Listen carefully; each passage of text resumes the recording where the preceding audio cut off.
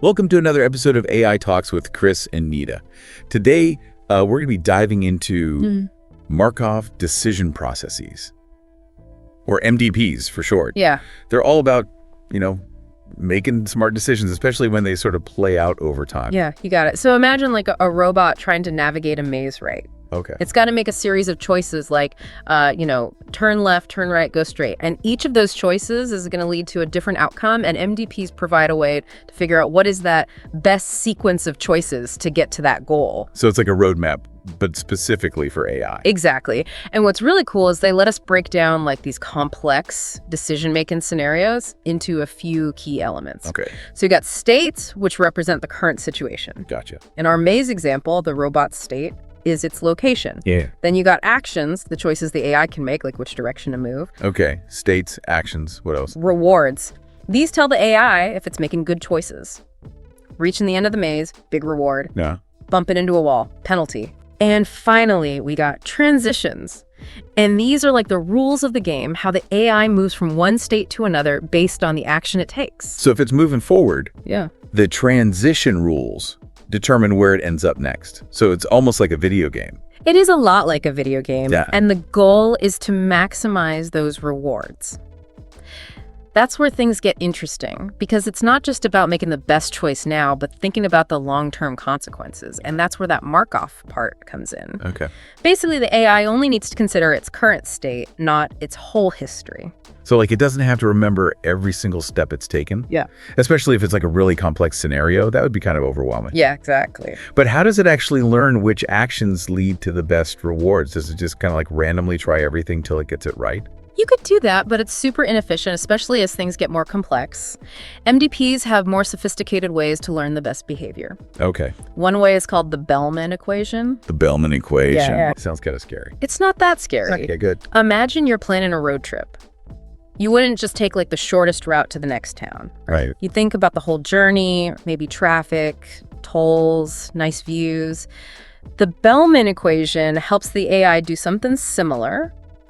Look at all the possible actions and rewards and kind of plan for the long haul. So instead of just taking it one step at a time, it's thinking ahead, Exactly. like multiple steps ahead and weighing out the pros and cons. Exactly, making strategic decisions. This is fascinating. So we've got states, actions, rewards, transitions, and this Bellman equation for planning. The source also mentions policies. What are those? Policies, these are like the heart of MDPs. They're the AI's strategies for making decisions. Uh-huh. Think of it like a set of rules, telling the AI what to do in every possible state. So like a decision-making playbook. You got it. Now, there are different types of these policies. Some are deterministic, meaning the AI always takes the same action in a given state. Others are stochastic, meaning there's some randomness involved. Stochastic? So you're saying there's randomness in decision-making? Huh. Wouldn't that make it unpredictable? It might seem counterintuitive, but a little randomness can be a good thing. Imagine playing rock, paper, scissors. If you always pick rock, You're going to lose. yeah, exactly. But if you mix it up, you're less predictable, more likely to win. Ah, so it's all about keeping it adaptable. Yeah, exactly. Explore different possibilities and maybe find even better strategies. Wow, I never thought I'd be so into decision-making. But we've been talking theory. What about real-world stuff? The source mentions deer hunting. Yeah, that's a classic example for resource management. But is there anything else? Yeah, way more than that. Robotics, finance, healthcare, even video game design. Wait, robots in finance, those seem pretty different. How can one concept apply to all that? Well, take self-driving cars, for example. Yeah. Perfect for navigating complex environments. Okay, that makes sense, but how do you even define the states and actions and all that in that situation? This seems way more complicated than a maze. It is way more complex, but the same principles apply. Think about the states. Okay. The car's location, speed, direction, other cars, pedestrians, traffic signals, weather. It's a lot. It is a lot.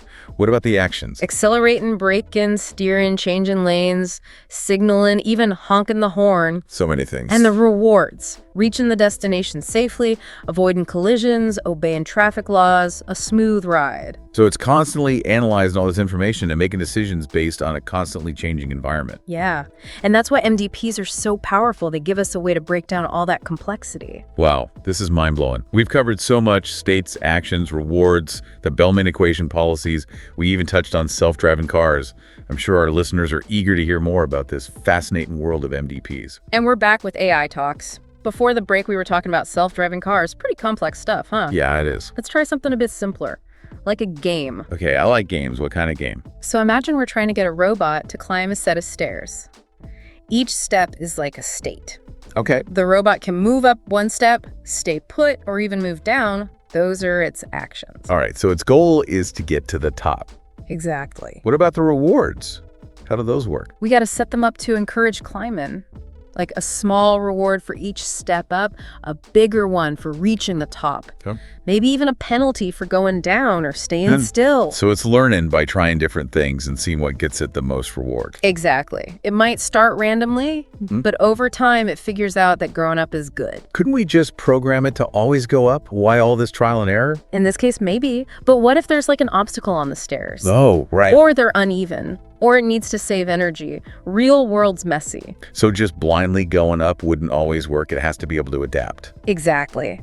That's where MDPs shine. They let the AI learn and become way more flexible. Even for something simple like stairs? Yeah. And when we talk about like robots in warehouses, surgery, or dangerous places, that adapting becomes crucial. Okay, makes sense. You mentioned optimal policies earlier. Said they're like the holy grail. Why is that? Well, an optimal policy is the absolute best strategy for an AI in that situation. Like a cheat sheet for the game of life. Kinda, yeah. If we find it, the AI will always make the best choices, get the best results. Sounds awesome. But finding these things must be super hard, right? Especially with tons of states and actions. It can be tough, yeah.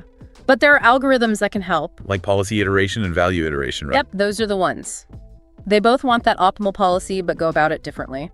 Policy iteration starts with a random one and keeps improving it till it's the best. Okay.